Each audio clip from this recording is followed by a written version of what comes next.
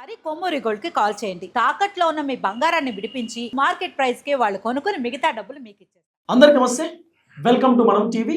నేను మీ Tirupati. Only truth with Tirupati డిబేట్లో ఈరోజు ఫోన్ ట్యాపింగ్కి సంబంధించినటువంటి అంశం పైన మాట్లాడడానికి నాతో పాటు సీనియర్ జర్నలిస్ట్, పొలిటికల్ అనలిస్ట్ కట్టా కార్తిక్ గారు జాయిన్ అయినారు. అలాగే సీనియర్ రాజకీయ విశ్లేషకులు రవీంద్ర బాబు సార్ కూడా నాతో పాటు జాయిన్ అయినారు. నమస్తే. సో ఇద్దరితో మాట్లాడే కార్యక్రమం చేద్దాం. ఫోన్ ట్యాపింగ్కి సంబంధించినటువంటి వ్యవహారంలో కేటీఆర్ని అరెస్ట్ చేసేటటువంటి అవకాశం ఉండొచ్చా, హరీష్ రావును అరెస్ట్ చేసే అవకాశం ఉండొచ్చా, నెక్స్ట్ కేసీఆర్కి నోటీస్ ఇచ్చేటటువంటి కార్యక్రమం చేస్తూ ఉన్నారు అనేది కూడా కొంత వినబడుతున్నటువంటి చర్చ. అసలు ఫోన్ ట్యాపింగ్ పైన నిజంగా ఎందుకు ఇంత హై డ్రామా? ఫోన్ ట్యాపింగ్ నిజంగానే జరిగిందా? మరి ఫోన్ ట్యాపింగ్కి సంబంధించినటువంటి అంశంలో చాలామంది అధికారులను అదుపులోకి తీసుకున్నారు. కొంతమంది అధికారులు జైలు కూడా పోయినారు. మరి ఆ అధికారులు ఎవరి పేరైనా చెప్పిర్రా? ఈ ఫోన్ ట్యాపింగ్కి సంబంధించిన అంశం పైన ఎపిసోడ్ల వారిగా ఎందుకు ప్రభుత్వం నడిపిస్తూ ఉంది, కొంత డిస్కస్ చేద్దాం. కార్తికేయ, మొత్తానికి ఫోన్ ట్యాపింగ్కి సంబంధించినటువంటి వ్యవహారంలో ఓవైపు హరీష్ రావును విచారణకు పిలిచినారు, తర్వాత కేటీఆర్ విచారణకు పోయిండు.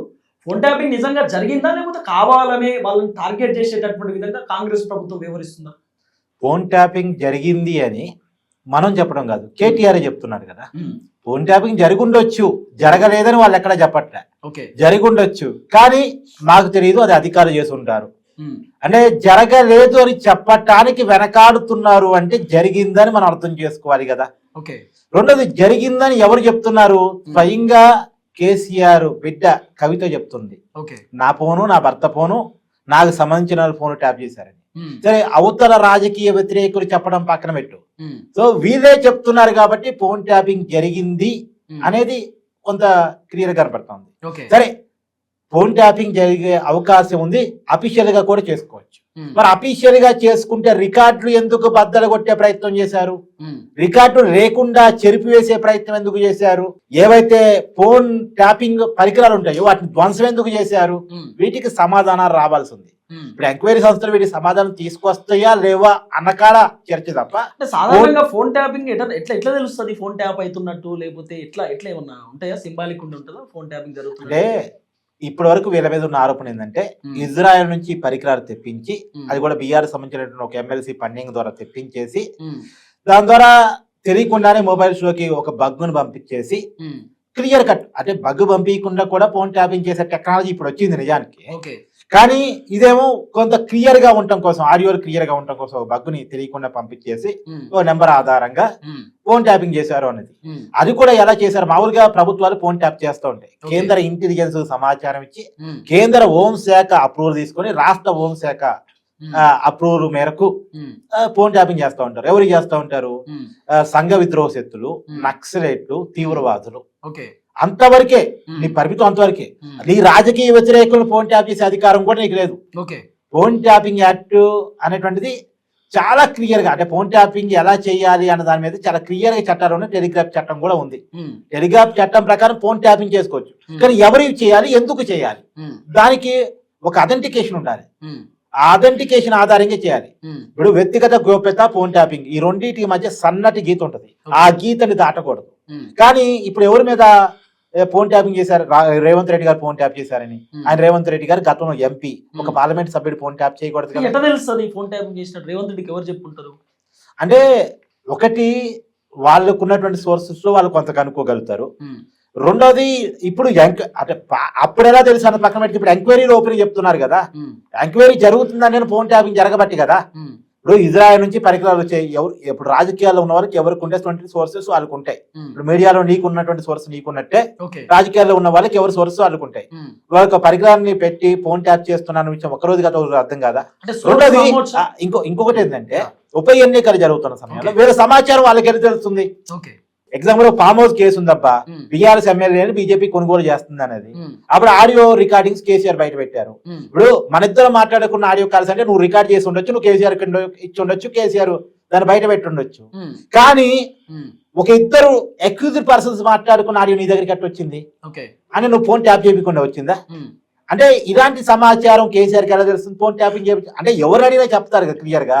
ఇలాంటి అనేక అంశాలు ఉన్నాయి. ఇప్పుడు మన ఇద్దరం మాట్లాడుకున్న విషయాలు మూడో వ్యక్తి తెలుసుకోగలిగాడు అంటే అతను మన దగ్గర లేకుండా తెలుసుకున్నాడు అంటే మన ఫోన్ వింటున్నాడని మనం అర్థం చేసుకోవచ్చు కదా. మీ వర్షంలో బీఆర్ఎస్ ప్రభుత్వం ఫోన్ ట్యాపింగ్ చేయించినారు అంటున్నారా? ఎట్లా నేను చెప్పడం ఇది కేటీఆర్ చెప్తున్నాడు ఇక ఫోన్ ట్యాప్ చేసామని ఇండైరెక్ట్ గా. చేయించడం అంటే ఆయన చేయించిన అనే వర్షంలో కాదు కదా ఆయన మాట్లాడింది. అంటే ఇప్పుడు ఆయన చేపించా అని చెప్పాడు యాక్చువల్గా. ఎందుకంటే నేను హోంశాఖ మంత్రిని కాదు, నేను ముఖ్యమంత్రి కాదని ఆయనకి ఆయన ఇండైరెక్ట్ గా మేము చేయించినాం అంటున్నాడు అంటారా మీరు ఎట్లా?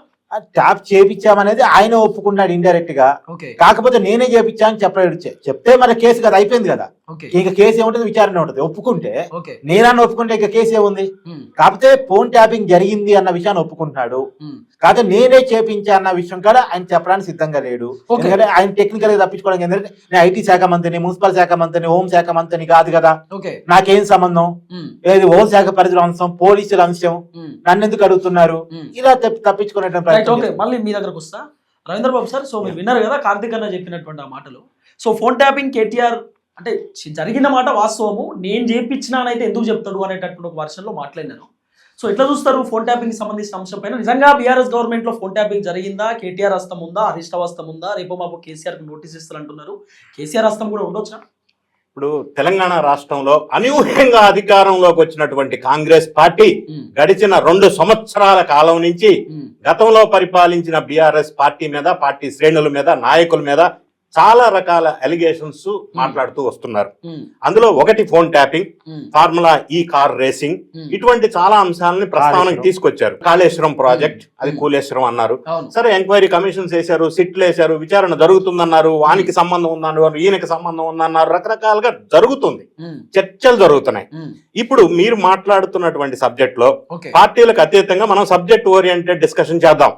ఫోన్ ట్యాపింగ్ జరిగిందా, జరగలేదా, జరగొచ్చా, జరగకూడదా అన్న విషయాన్ని తీసుకుంటే as per the Indian telegraphic act 1885 section 5 clause number 2 ప్రకారంగా ఎవరైనా అధికారంలో ఉన్నప్పుడు ఏ ప్రభుత్వం వారైనా ప్రభుత్వ ఇంటెలిజెన్స్ అధికారులు సంఘ విద్రోహ శక్తుల విషయంలో భారతదేశానికి, రాష్ట్రానికి సంబంధించిన సెక్యూరిటీ సేఫ్టీ విషయాల్లో ఏదన్నా థ్రెట్స్ ఉన్నాయని భావించినప్పుడు ఫోన్ ట్యాపింగ్ చేసే అవకాశం ప్రొవిజన్ అనేది బ్రిటిష్ వాళ్ళ పరిపాలన నుంచి ఉంది యాక్ట్. దాన్ని 2016 లో ఇండియన్ గవర్నమెంట్ అమెండ్మెంట్ కూడా చేశారు. ఈ యాక్ట్ ప్రకారంగా అనుమానాస్పదం అంటే keeping in view of the larger interest of the country as well as the states ఉన్నప్పుడు ఇంటెలిజెన్స్ వ్యవస్థ ట్యాపింగ్ చేయాలి అని నిర్ణయం తీసుకున్నప్పుడు they are empowered to take a decision. అప్పుడు సెంట్రల్ హోమ్ మినిస్టర్ దగ్గర నుంచి పర్మిషన్ తీసుకోవాలా if it is the case of central threat. లేదు స్టేట్ లో థ్రెట్ ఉంది అనుకున్నప్పుడు స్టేట్ హోమ్ మినిస్ట్రీ నుంచి కూడా పర్మిషన్ తీసుకోవాలా. నంబర్ 1 తీసుకున్న తర్వాత సంబంధిత సంఘ విద్రోహ శక్తుల వ్యవహారాల్ని అంటే నిఘా వ్యవస్థ ద్వారా పసిగట్టడం కోసం ట్యాపింగ్ చేసి దాన్ని ఐడెంటిఫై చేసి శిక్ష చేసే అవకాశం ఉంది. ఇది పాయింట్ నంబర్ 1. పాయింట్ నంబర్ 2, 1997 లో PUCL versus union government of India ఒక కేసు విషయంలో సుప్రీంకోర్టు వాళ్ళు ఒక జడ్జిమెంట్ ఇచ్చారు. ఆ జడ్జిమెంట్ సారాంశం ఏంటంటే ప్రధానంగా ట్యాపింగ్ చేయవచ్చు, కానీ అది ప్రాథమిక హక్కులకి భంగం కలిగించే విధంగా నార్మల్ వ్యక్తుల ఫోన్ ట్యాపింగ్ చేయకూడదు. అది ఆర్టికల్ 21 ప్రకారం కానీ లేదా ఆర్టికల్ 19(1)A ప్రకారం కానీ ఈ హక్కులు హరించే విధంగా వేరే వాళ్ళ ఫోన్లు ట్యాపింగ్ చేయకూడదు అనేది ఒకటి ప్రధానమైన అంశం. వ్యక్తిగత గోప్యానికి భంగం కార్తీక్ గారు చెప్పినట్టు. ఇంకొక అంశం ఇంతకు ముందు కార్తీక్ మాట్లాడుతూ వీళ్ళు ఫోన్ ట్యాపింగ్ చేశారు, మరి చెయ్యకపోతే బీఆర్ఎస్ ప్రభుత్వంలో జరిగిన ఈ ట్యాపింగ్ వ్యవహారాల్లో ఈ డేటా ఏదైతే ఉందో ట్యాపింగ్ చేసిన డేటా మూసీ నదిలో ఎందుకు విధ్వంసం చేశారు, ఎందుకు పగలగొట్టారు, వీళ్ళు చేశారు కాబట్టి దాచిపెట్టడానికి పగలగొట్టారు అని అంటున్నారు.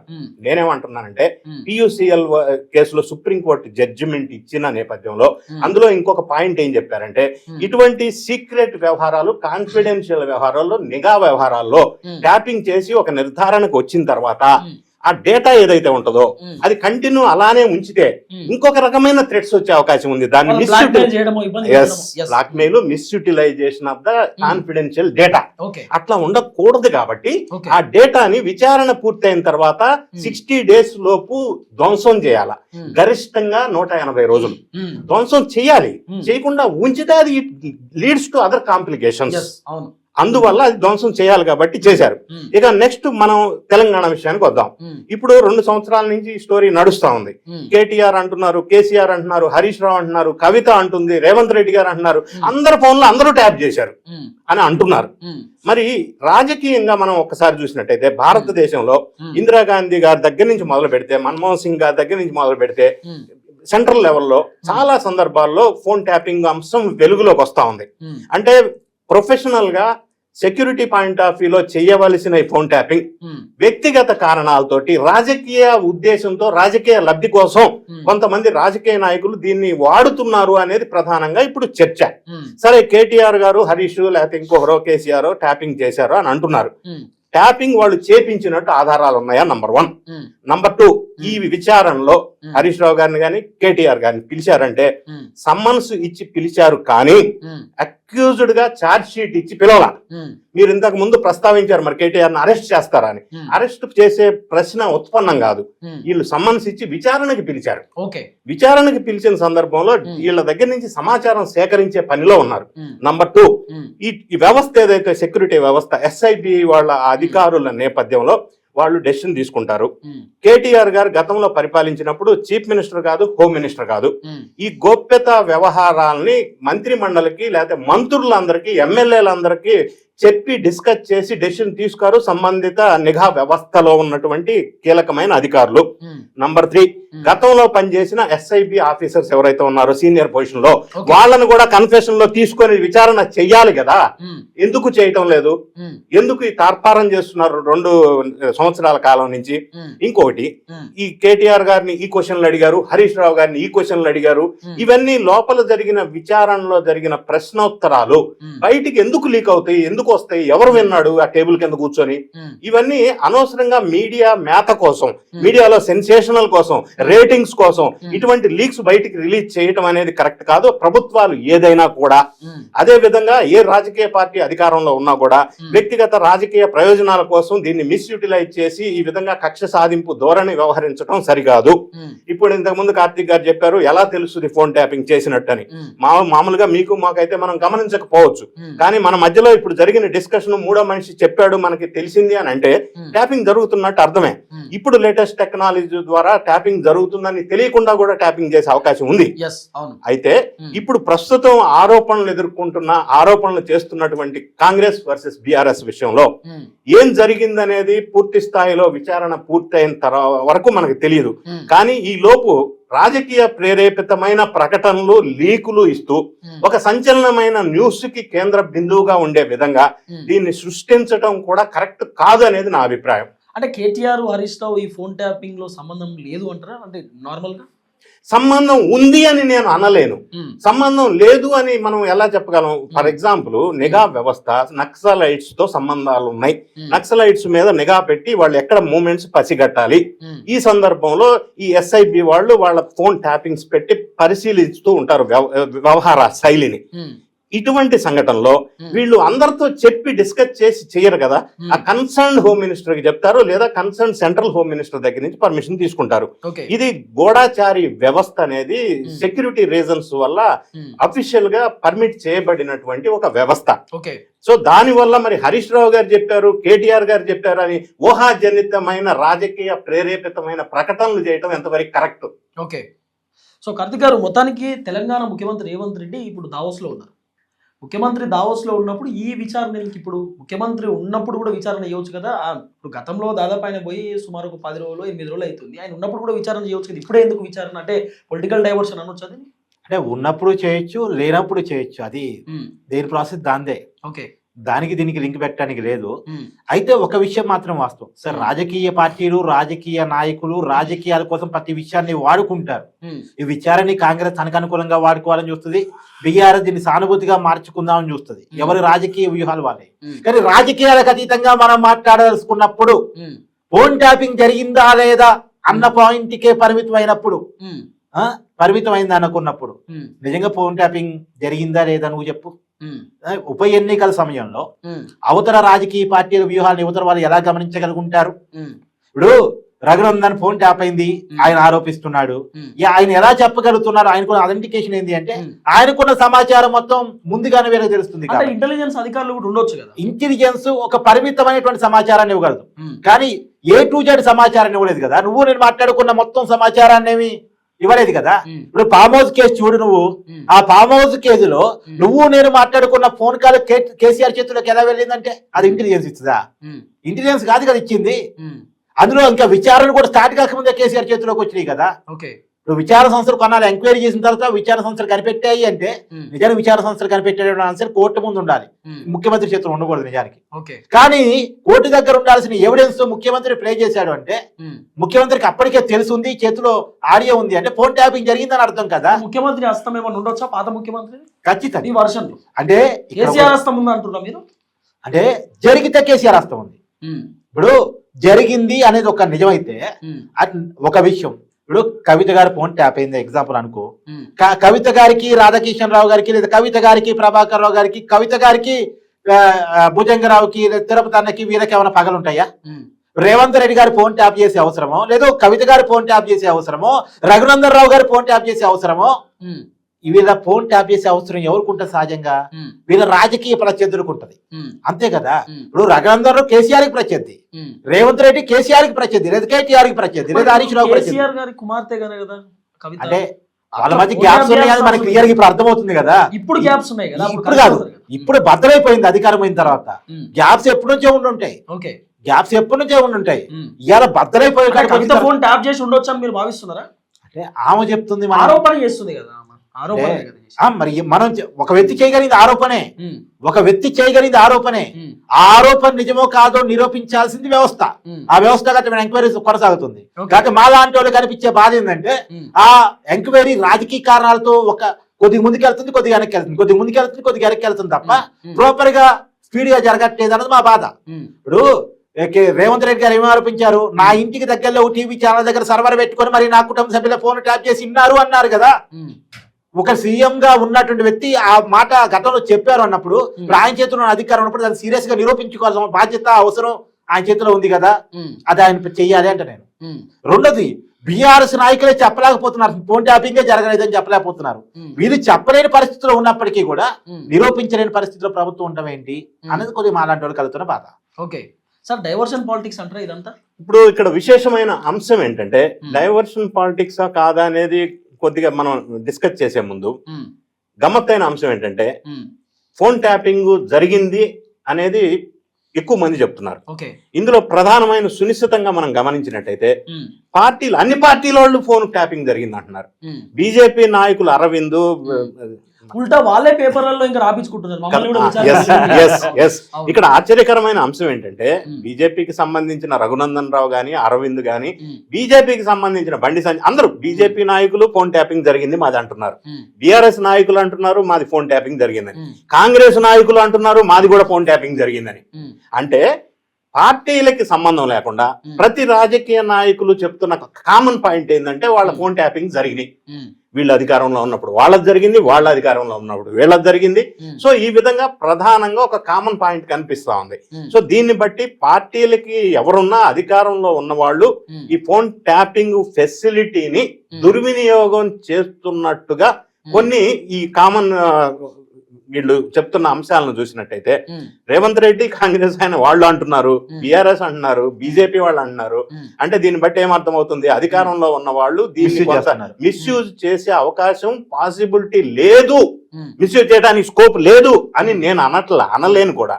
అయితే మిస్యూజ్ చేయకూడదు అని సుప్రీంకోర్టు జడ్జిమెంట్స్ ఉన్నప్పటికీ కొంత అధికార బలంతో ఏ పార్టీ అధికారంలో ఉన్నా చేసే అవకాశం ఉంది. నంబర్ 2, ఈ రోజు బీఆర్ఎస్ పార్టీ వాళ్ళు ప్రశ్న ఏంటంటే ప్రస్తుతం కాంగ్రెస్ ప్రభుత్వం అధికారంలో ఉంది తెలంగాణలో, మీరు ఇప్పుడు ఫోన్ ట్యాపింగ్ జరుగుతుందా లేదా మీ ప్రభుత్వం అధికారంలోకి వచ్చిన తర్వాత?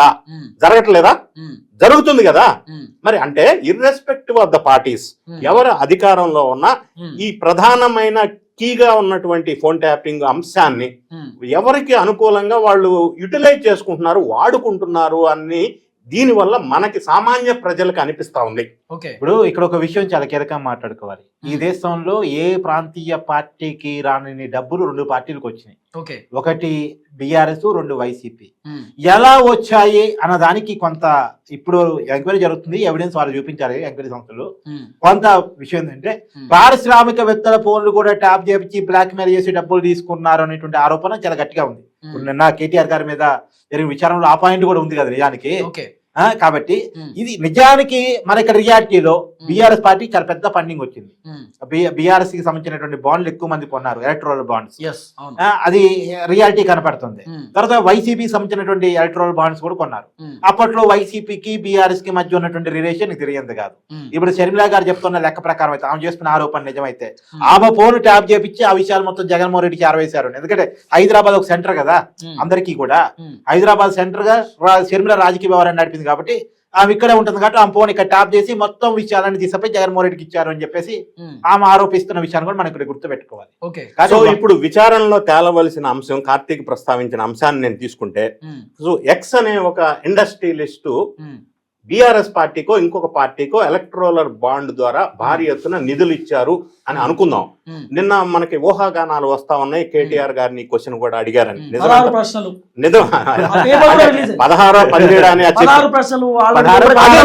ఈ లీక్ సంచలనం కోసం వార్తాపత్రికల్లో సంచలనం క్రియేట్ చేయడం కోసం 16 17 15 ఎవడు విన్నారు? లోపల జరిగిన వ్యవహారాలు ఎవరు వింటారు? అది వేరే విషయం. నేనేమంటానంటే ఈ ఇండస్ట్రియలిస్ట్ ఎవరైతే ఉన్నారో, ట్యాపింగ్ జరిగింది, దాన్ని ఎలక్ట్రల్ బాండ్ ద్వారా వీళ్ళకి పైసలు ఇచ్చారు, ఈ విధంగా బెదిరించి పైసలు వసూలు చేశారని అంటున్నారు.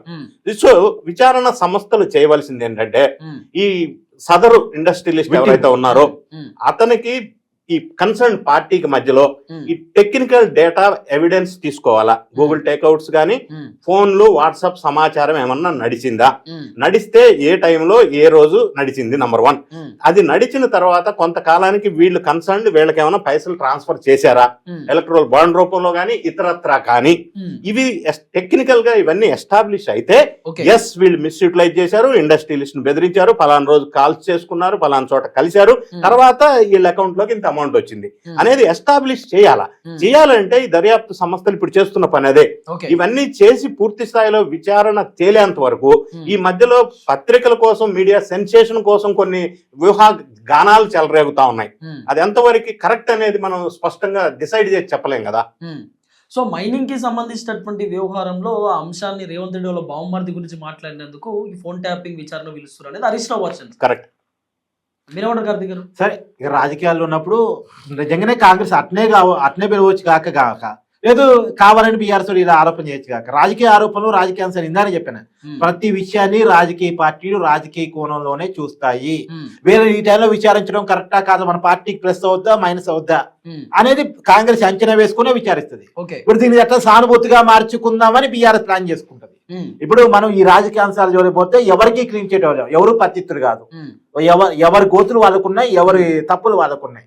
ఇక్కడ నేను ఎవరిని తప్పు పట్టాలని కాదు, ఎవరిని ఒప్పు పట్టాలని కాదు. కాకపోతే విచారణ కరెక్టేనా, వీళ్ళు తప్పు చేసి ఉంటారా లేదా అన్న కాడ మాత్రమే నేను పాయింట్అవుట్ చేస్తున్నాను.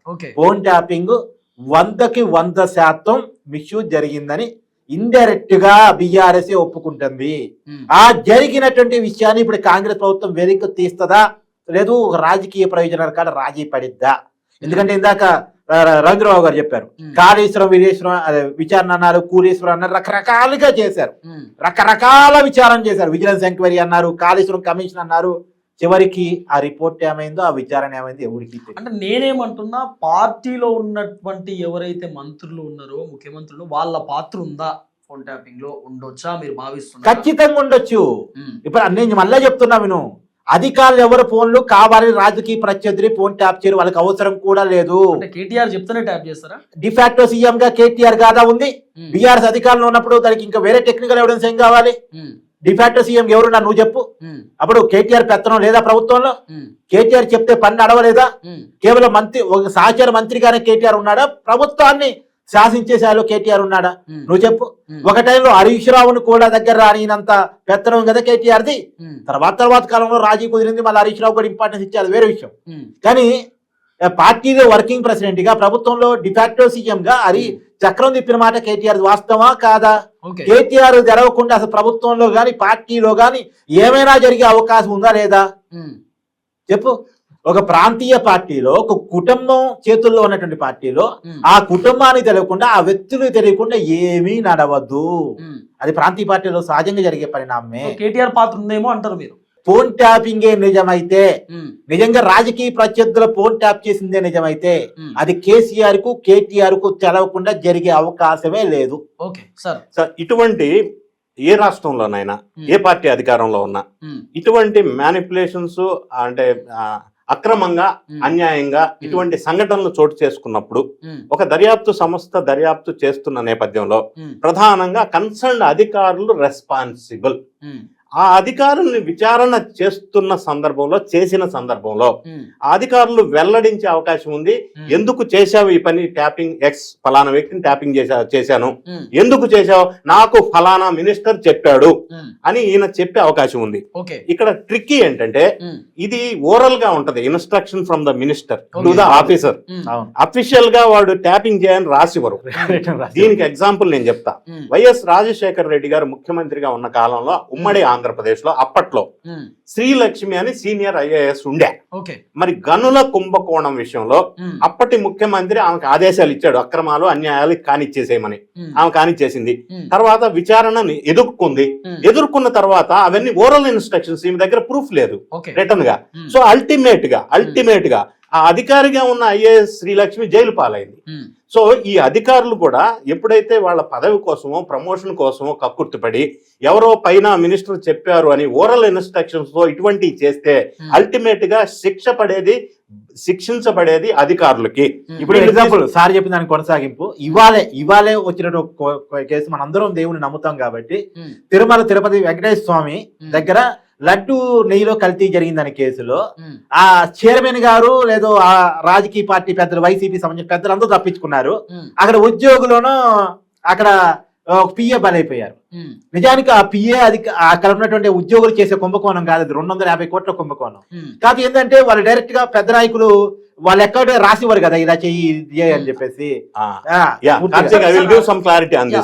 అదే అధికారులు ఇప్పుడు మీరు చెప్పినట్టు ఫోన్ ట్యాపింగ్ కి సంబంధించినటువంటి ఎవరైతే ఎస్ఐబి అధికారులు ఉన్నారో వాళ్ళందరినీ చాలా మంది అరెస్ట్ చేసారు, ఇన్వెస్టిగేషన్ చేసి. వాళ్ళు ఒక్కరు కూడా ఎందుకు చెప్పలేకపోయారు కేటీఆర్ కి సంబంధించిన పేరు, కేసీఆర్ పేరు అని ఇన్వెస్టిగేషన్ చేసినాం. చెప్పారో లేదో మనకు తెలియదు. ఒకటి, వాళ్ళు చెప్పకపోతే వీళ్ళకి సమ్మన్స్ ఇచ్చి పిలవరు.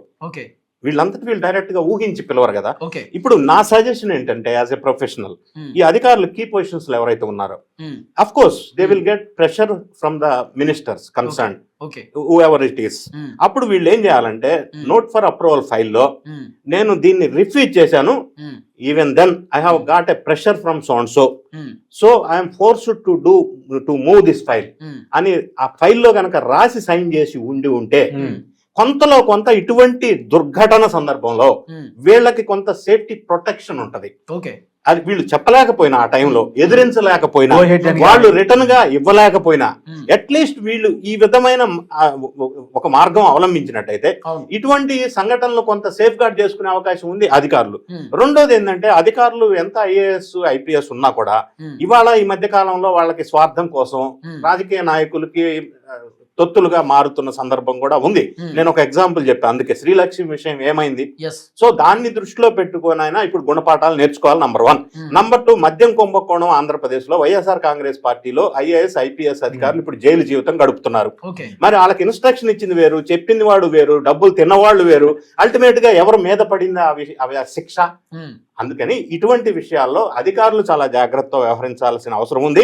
రెండోది, వీళ్ళు కూడా టెక్నికల్ గా ఫీజిబిలిటీ పాసిబిలిటీ లేనప్పుడు చెప్పవలసి వస్తే చెప్పాలా, లేదా in case if they cannot express it they can put it on the paper. అది కూడా కొంత బెటర్ అవుతుంది. మూడో అంశం, ఇప్పుడు కేటీఆర్ గారు చెప్పారా హరీష్ రావు చెప్పారా అనేది మనం ఇక్కడ కూర్చొని ఊహాగానాల మధ్య మనం చెప్పలేం. ఈ విచారణలో వాళ్ళు గనక ఆ మాట చెప్తే వాళ్ళకి జరిగిన సంభాషణ ఎస్టాబ్లిష్ చేయాలా, ఆయన చెప్పారా లేదా అని ఎస్టాబ్లిష్ అవ్వాలి కదా. ఎస్టాబ్లిష్ అవ్వకపోతే మరి హరీష్ రావు కేటీఆర్ కి శిక్ష ఎట్లా పడుతుంది? Unless otherwise it is established with documentary evidences. అవి ఎట్లా అవుతాయి అనేది పెద్ద క్వశ్చన్.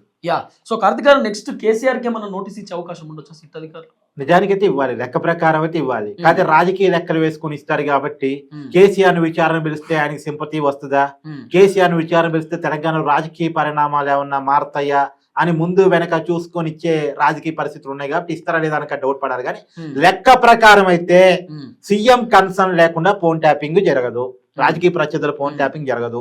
సార్ ఇందా చెప్పారు, క్లియర్ గా యాక్ట్ కూడా చెప్పారు, అది కేవలం శాంతి బాధితుల ఇష్యూ కోసం నక్సలైట్ల ఫోన్లు, టెర్రరిస్టుల ఫోన్లు, సంఘ విద్రోహుల ఫోన్లు, ఎవరైతే ఈ సమాజానికి వినాశనం తలపెట్టే అవకాశం ఉందో వాళ్ళ ఫోన్లు, అది కూడా ఇంటెలిజెన్స్ అప్రూవల్ ఉండాలి, హోంశాఖ అప్రూవల్ ఉండాలి, సెంట్రల్ గవర్నమెంట్ కి సమాచారం ఉండాలి. అలా ఉన్నప్పుడు మాత్రమే ఫోన్ ట్యాపింగ్ చేసే అవకాశం ఉంది. ఏ వ్యక్తుల గోప్యతకి భంగం కలిగించేటువంటి అవకాశం లేకుండా ఫోన్ ట్యాపింగ్ జరగాలి. ఒక వ్యక్తి ఫోన్ ట్యాపింగ్ చేస్తున్నావంటే ఆ వ్యక్తి ఖచ్చితంగా సంఘ విద్రోహి ఉండాలి, టెర్రరిస్ట్ అయి ఉండాలి, మావోయిస్ట్ అయి ఉండాలి, ఈ సమాజానికి నష్టం చేపట్టే వ్యక్తి అయి ఉండాలి.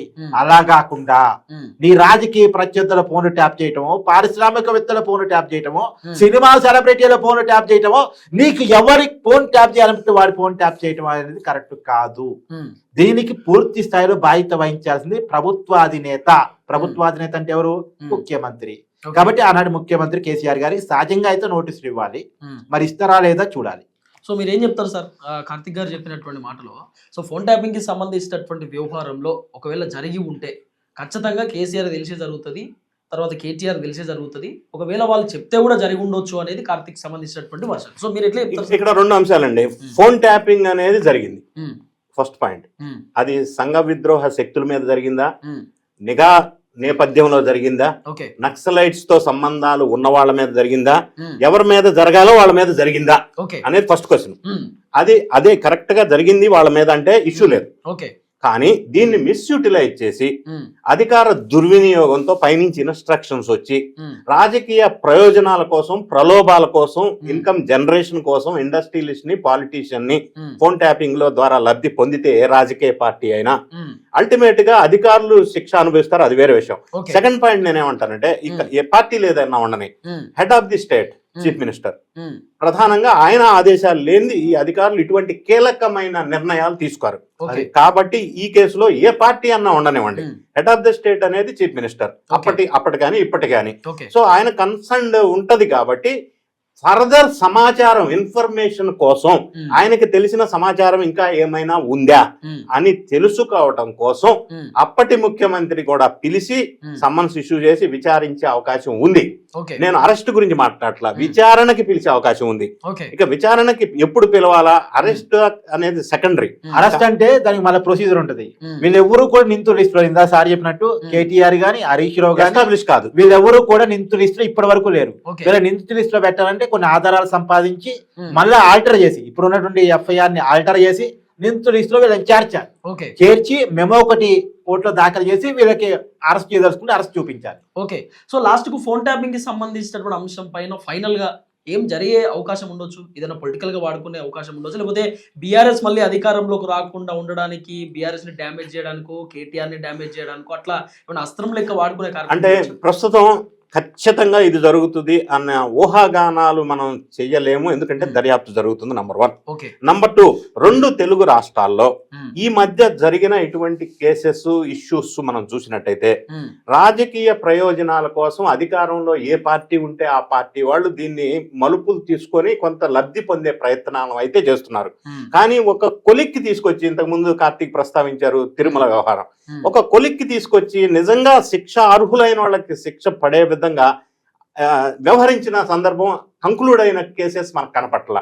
కొంతకాలం సెన్సేషన్ క్రియేట్ చేయటం, రాజకీయంగా పర్టికులర్ పార్టీ లబ్ధి పొందే విధంగా వ్యవహరించటం, తర్వాత ఆ కేసు మరుగున పడటం, ఆ విధంగా ఒకటి. రెండోది పాత్రదారుల్ని శిక్షించటం, సూత్రధారులను వదిలేయటం, ఇది జనరల్ గా జరుగుతున్నటువంటి పరంపర. అందుకని ఇప్పుడు వీటిలో కూడా మనం ఖచ్చితంగా ఇదే జరుగుతుందని చెప్పలేదు. పొలిటికల్ పొజిషన్ ఉన్న వాళ్ళు ఏంటంటే ఓవరాల్ గా ఆర్డర్స్ ఇస్తారు, రిటర్న్ గా ఆర్డర్స్ ఇవ్వరుగా పొలిటికల్ పొజిషన్ ఉన్న వాళ్ళు. దానివల్ల వాళ్ళు సేఫ్ జోన్ లో, ఇప్పుడు నేను చూడండి కేటీఆర్ గారి వాదన అంతా ఏంది, నేను హోంశాఖ మంత్రినా, నేనేమన్నా ముఖ్యమంత్రినా, నేను చెప్తే చేసినా అంటే డిఫాక్టో సీఎం అని మనందరికీ తెలుసు. ఆ టైంలో ఆయన పెత్తనమే నడిచిందని మనందరికీ తెలుసు. కానీ టెక్నికల్ లో చూసినప్పుడు నిజంగానే హోంమంత్రి కదా ఆయన. టెక్నికల్ చూసినప్పుడు కేవలం ఐటీ మున్సిపల్ శాఖ మంత్రి మాత్రమే ఆయన. ఇప్పుడు ఆయన ఆ పాయింట్, ఆ లాజిక్ పట్టుకొని బయటపడే పరిస్థితి. ఇప్పుడు వీళ్ళకి పట్టుకోవడానికి లాజిక్ ఉండే అబ్బా. అంతిమంగా ఏ కేసులోనైనా ఇరక్కపోయేది సార్ ఇందాక చెప్పినట్టు పాత్రదారులే. ఇప్పుడు రీసెంట్ కేసు కూడా ఉదాహరణ చెప్తున్నాం కదా, తిరుమల కేసు. ఎక్కడైనా పాత్రదారులే ఇరక్కపోతారు. సూత్రధారు ఇరక్కపోవాలంటే ఏదైనా ఒక క్లియర్ కట్ ఎవిడెన్స్ వాళ్ళకి సంబంధించి పట్టుకోవాలి. ఇప్పుడు ఆంధ్రప్రదేశ్ మద్యం స్కామ్ లో కూడా జగన్మోహన్ రెడ్డి గారు అంతిమ లబ్ధిదారు అని అందరికీ తెలుసు. కానీ ఆయన పట్టుకోవడానికి ఆధారాలు కావాలంటే అధికారులు దొరుకుతారు తప్ప వాళ్ళు అంత ఈజీగా దొరకరు. ఎందుకంటే కూడా వాళ్ళ చేత్తో డబ్బులు ముట్టుకోరు, ఓకే వాళ్ళ చేత్తో ఏమి రాసి చెప్పరు, వాళ్ళ చేత్తో ఏమి చేయరు, అంతా ఓరల్ గా ఇచ్చేస్తుంటారు. కాబట్టి ఎవరైనా గట్టిగా అప్రూవల్ గా మారి లేదు ఆయనే చెప్పారని చెప్పడం, దానికి కొద్దిగా ఆధారాలు చూపిస్తే మాత్రమే వాళ్ళ దాకా కేసు వెళ్ళింది. అందుకని ఇప్పటి వరకు నిందితుల లిస్ట్ వాళ్ళు లేరు. ఇప్పుడు మనం విన్నాం గతంలో రాధాకిషన్ రావు అంతా పెద్ద ఆయన చెప్పారు, సుప్రీం చెప్పారు, సుప్రీం అంటే ఎవరు? అయితే కేసీఆర్ కావాలి లేదా కేటీఆర్ కావాలి, అంతే కదా. ఓకే సార్, ఫైనల్ గా చెప్పండి. సో ఈ ఫోన్ ట్యాపింగ్ అయినా, కాళేశ్వరానికి సంబంధించిన అంశం అయినా, ఈ ఫార్ములా రేసింగ్ అయినా విచారణ ఎప్పుడు కూడా ఎలక్షన్ ముందే వస్తుంది అనేది బీఆర్ఎస్ కి సంబంధించిన వర్షన్. అంటే బీఆర్ఎస్ వెర్షన్ కరెక్టే, కాదని నేను అనట్లా. ఇందులో రియాలిటీ ఏంటంటే ఏ పార్టీ అధికారంలో ఉన్నా కూడా ఇదే ఫార్ములాని అవలంబిస్తుంది అనేది నంబర్ 1. నంబర్ 2, విచారణ అంటే నిష్పక్షపాతంగా జరిగి పాత్రదారుల్ని సూత్రధారుల్ని నిందితులుగా కన్ఫర్మ్ చేసిన తర్వాత కూడా న్యాయ వ్యవస్థలో ఉన్న లొసుగుల్ని ఆధారంగా చేసుకొని సంవత్సరాల తరబడి తెలుగు టీవీ సీరియల్ సాగదీసినట్టుగా జీడిపాకంలాగా సాగదీస్తూ సంవత్సరాల తరబడి పెండింగ్ లో ఉన్న చాలా అక్రమాలు, అన్యాయాలు, కేసులు మన కళ్ళెదురు 2 తెలుగు రాష్ట్రాల్లో ఉన్నాయి మనకి ఎగ్జాంపుల్స్. కాబట్టి ఏదో సెన్సేషన్ కోసం దర్యాప్తు అయిపోద్ది, వీళ్ళని అరెస్ట్ చేసేస్తారు, జైలుకి వెళ్తారు అనేది తొందరపడి అట్లా మాట్లాడే అవకాశం లేదు అని నేను చెప్తున్న రియాలిటీ. సో కార్తిక్ గారు, ఫైనల్ గా చెప్పండి, కేటీఆర్ కి సంబంధించినటువంటి వ్యవహారంలో రకరకాల ఛానల్స్ లో రకరకాల కథనాలు, కాంగ్రెస్ పార్టీ లీడర్లు కేటీఆర్ హీరోయిన్ పార్కాయ తోటలు తీసుకుపోయిండు, రూమ్ నెంబర్ 820 ఇబ్బంది పెట్టిండు, వీడియోలు ఉన్నాయి, ఫోటోలు ఉన్నాయి, చాలా రకాలుగా కాంగ్రెస్ పార్టీ లీడర్లు మాట్లాడారు.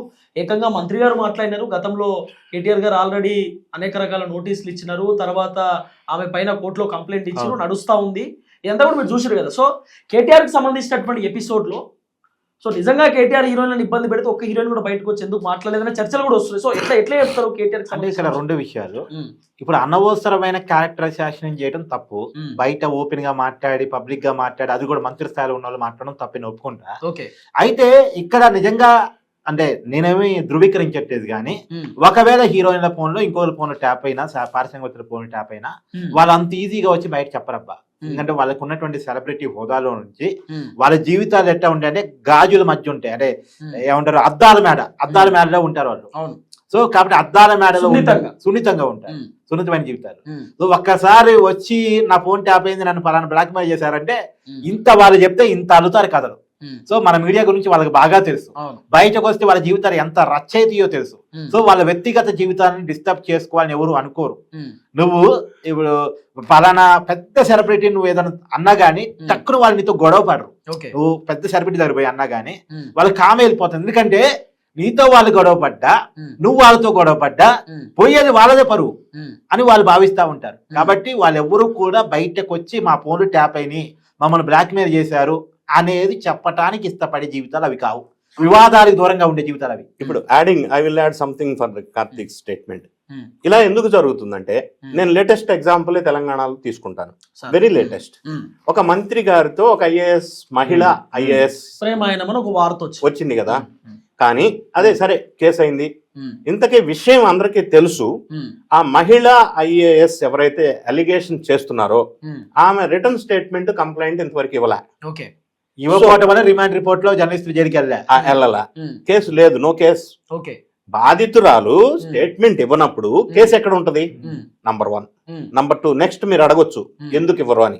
ఎందుకు ఇవ్వరంటే ఇండియన్ లీగల్ ఫ్రేమ్ వర్క్ లో డిఫామేషన్ కేసు ఒకసారి ఎవరన్నా పరువు నష్టం దావా కింద కేసు వేస్తే ఎవరైతే కేసు పెడతారో, అంటే ఈ కేసులో మహిళా ఐఏఎస్ అధికారి ఆమె రిటర్న్ స్టేట్మెంట్ ఇవ్వాలా. ఫస్ట్ కోర్టు ప్రొసీడింగ్స్ ప్రకారం ఈమె కోర్టుకి అటెండ్ అయ్యి ఈమె కంక్లూడ్ క్రాస్ ఎగ్జామినేషన్ స్టేట్మెంట్ ఈ మొత్తం కంప్లీట్ చేసుకోవాలా.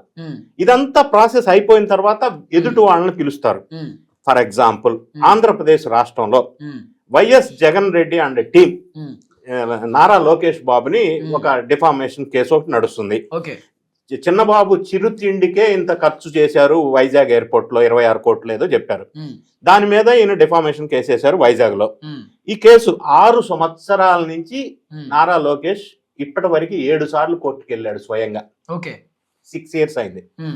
ఇప్పటి వరకు ఈయన క్రాస్ ఎగ్జామినేషన్ కంప్లీట్ అవ్వాల. సో మన- ఎన్ని సంవత్సరాలు ఈ కన్సర్న్ సీనియర్ పొజిషన్ లో ఉన్న వ్యక్తులు లేదా సెలబ్రిటీస్ ఎన్ని సంవత్సరాలు కోర్టు పిలిచినప్పుడల్లా ఇట్లా వెళ్ళి రావాల్సి అంటే ఉంటుంది? విక్టిమ్సే వెళ్లాల్సి వస్తుంది ఎక్కువగా అనేది. విక్టిమ్సే వెళ్ళాలి, ముందే క్రాస్ ఎగ్జామినేషన్ అవ్వాలి. సో ఇంత ఎందుకు మనం ఇబ్బంది పడాలా అన్న ఉద్దేశంతో ఈ సెలబ్రిటీస్ కానీ అఫీషియల్స్ కానీ కొంతమంది ఇటువంటి జోలికి వెళ్ళటం లేదు. ఈ డిఫార్మేషన్ కేసెస్ చట్టం ఇండియాలో కొంత వీక్ ఉంది, అందులో కొన్ని లొసుగులు ఉన్నాయి. దానివల్ల సంవత్సరాల తరబడి బాధితురాలే బాధపడే అవకాశం ఉంది. అందువల్ల ఇటువంటి తొందరపడి మీరు అన్నట్టు కేటీఆర్ కి వాళ్ళకి లింకులు ఉన్నాయా అంటే వాళ్ళు తొందరపడి ముందుకు రారు, స్టేట్మెంట్ ఇవ్వరు, కేసు పెట్టరు, విచారణకి రారు. పైగా అడిగితే ఖండిస్తారు కూడా. ఎందుకు ఈ గోల్లోకి ఈ పెంటలోకి వాళ్ళు రారు అసలు, ఇది దూరంగా మరి వాళ్ళకి లేనటువంటి బాగా లీడర్లకి ఎందుకని? నార్మల్ ఉంటది కదా ఎవరికన్నా. రాజకీయం నథింగ్ ఎల్స్. రాజకీయ మైలేజ్ కోసం తప్ప వాళ్ళకి లేని బాధ వీళ్ళకి. ఎందుకంటే సఫర్ అవుతారు కదా సార్. అంటే వ్యక్తిత్వ హననం చేసినట్టు. ఇప్పుడు ప్రాబ్లం ఏంటంటే ఇక్కడ ఈ వ్యక్తిని హననం చేశారు, వ్యక్తిత్వాన్ని, వీళ్ళ కుటుంబం నాశనం అయిపోద్ది, స్పాయిల్ అవుతుంది ఇమేజ్. అక్కడ అమ్మాయి వాళ్ళ కుటుంబం కూడా ఇమేజ్ స్పాయిల్ అవుతుంది, అది కూడా ఉంటది కదా. అంతే కదా sir. It happens like that. అయితే ఒకటి విక్టిమ్ చెప్పలేదని కారణం చేత కేసు అసలు ముందుకు వెళ్ళకపోతే అది కూడా ప్రమాదం ఉంది. ఎందుకంటే విక్టిమ్స్ ఎప్పుడు కూడా చెప్పుకోలేని పరిస్థితిలో కొంతమంది ఉంటారు. ఇప్పుడు సార్ చెప్పిన ఒక ఎగ్జాంపుల్, నారా లోకేష్ గారు కాబట్టి పొలిటికల్ లైఫ్ లో ఉన్నారు కాబట్టి ఆయన సత్యరీతి నిరూపించుకుందామని ఆయన తిరుగుతున్నారు. పాపం నా సత్యరీతి నిరూపించుకోవాలి, నా మీద ఇలా రాస్తారా అని తిరుగుతున్నారు. కానీ అందరూ అలా తిరగలేరుగా. తిరిగితే వచ్చేటువంటి అప్లికేషన్స్ వేరుగా ఉంటాయి, తిరిగితే వచ్చేటువంటి విమర్శలు కూడా వేరేగా ఉంటాయి కదా. కాబట్టి పాపం వాళ్ళు బయటికి రారు. వాళ్ళు బయటికి రారు కదా అని వాళ్ళని వేధిస్తుంటారు కొంతమంది. వాళ్ళు ఎట్టా బయటికి రాలేని వాళ్ళని వేధించడానికి సిద్ధపడతారు. ఎలాగూ ఇది తేలేది లేదు, వాళ్ళు వచ్చేది లేదు, కేసు పెట్టేది లేదు, ఈయనకి సిద్ధపడేది లేదు అని దుమ్మెత్తి పోస్తే పోలా, బట్ట కాల్చి మేరేస్తే పోలా అని వీళ్ళు చేస్తారు ఆ పని. వాళ్ళు ఎట్టా కూడా రారు కదా అని వాళ్ళనే వేధించడానికి వాళ్ళు ట్రై చేసి ఉండొచ్చు. వాళ్ళని వేధించినప్పుడు మరి కేసు అయితే పెట్టాలిగా, కేసు పెట్టడం కరెక్టేగా, కేసు ముందుకెళ్ళడం కరెక్టేగా. బాధ ఏంటంటే కేసు పెట్టే దాని మీద బయట రూమర్స్ క్రియేట్ చేస్తున్నాడు తప్ప కేసుని పెద్ద ముందు తీసుకెళ్ళట్లే. అవును, కేటీఆర్ ఎవరినో ఇబ్బంది పెట్టిన చెప్పడం తప్ప. అంతే, దుమారం లేపాలా, బట్ట కాల్చి మేదేసేయాలా, అంటే ఇమేజ్ డ్యామేజ్ చేసేయాలా. అంతకు మించి పెద్దగా ఒరిగేది ఏం లేదు, రాజకీయ ప్రయోజనాలు తప్ప. ఇప్పుడు జరుగుతున్న కత్తిదే ఈ రెండు తెలుగు రాష్ట్రాల్లో. ఏ కేసు అయినా అంతే. ఇప్పుడు పాత కేసులు, గతంలో రేవంత్ రెడ్డి గారి మీద బీఆర్ఎస్ పెట్టిన కేసులు అంతే, ఇప్పుడు బీఆర్ఎస్ అధికారులు అంటే కాంగ్రెస్ అధికారులు బీఆర్ఎస్ నాయకుల మీద పెడుతున్న కేసులు అంతే. ఏ కేసు అయినా ఒక దేశ వారికే. ఇప్పుడు ఆ రోజుల్లో రేవంత్ రెడ్డి గారు డ్రోన్ ఎగరేషన్ కేసు పెట్టారు. ఆ కేసులో ఏమైనా ఫైనల్ తీర్పు వచ్చిందా? ఏమీ రాదు. అంటే ఇప్పుడు బీఆర్ఎస్ అధికారులు ఉన్నప్పుడు డ్రగ్స్ కేసులను పెట్టారు, సినిమా సెలబ్రిటీలను పిలుచుకొచ్చి విచారించారు.